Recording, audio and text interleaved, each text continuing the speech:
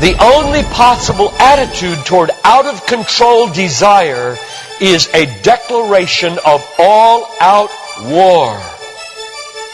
I hear so many Christians murmuring about their imperfections and their failures and their addictions and their shortcomings, and I see so little war. Murmur, murmur, murmur. Why am I this way? Make war! If you wonder how to make war, go to the manual. Don't just bellyache about your failures. Make war! He says, I'm continuing the quote, there is something about war that sharpens the senses. You hear a twig snap or rustling of the leaves and you are in attack mode.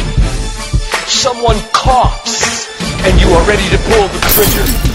Even after days of little or no sleep, war keeps us vigilant. There is a mean, violent streak to the true Christian life. But now let's very carefully ask, violence against whom? Or what? Not other people. Not other people. Not other people. Not Muslims. Not Hindus. Not Buddhists. Not atheists. Not secularists. Not nominal Christians.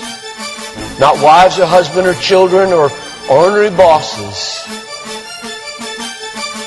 But on every impulse in our soul to be violent to other people. Violence, a mean streak in Christianity, against our own selves. And all in us that would make peace with sin and a settling in peacetime mindset. We make war on that in us. It's a violence against all lust in ourselves. All enslaving desires for food, caffeine, sugar, chocolate, alcohol, pornography, money, the praise of man, approval of others, power, fame. This is our enemy. This is where we make war. It is a violence against all racism in our souls, all sluggish indifference to injustice in our souls, a violence against all indifference to poverty and indifference to abortion in our souls.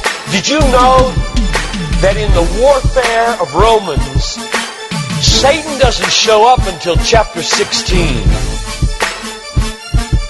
We tend to think of spiritual warfare as this little thing where you find some way to pray or some way to lay hands on or some way to do a Satan thing. Well, that's important. Believe me, that's important. We war not against flesh and blood, but against principalities and powers and world rulers of this present darkness and spiritual hosts of wickedness in the heavenly places. That's important. But you know what? It's not nearly as important as this. Because the only foothold Satan has in your life is your flesh and your sin. Nobody goes to hell because of Satan. The only reason we go to hell is sin. Much more important than fighting Satan is fighting sin. This warfare in verse 13 is vastly more important than figuring Satan out. Get that. My biggest enemy is not Satan. My biggest enemy is John Piper. And he's the only reason I'll go to hell, not Satan. Satan, you don't have nearly that kind of power. And therefore, I really care about us learning how to do this battle.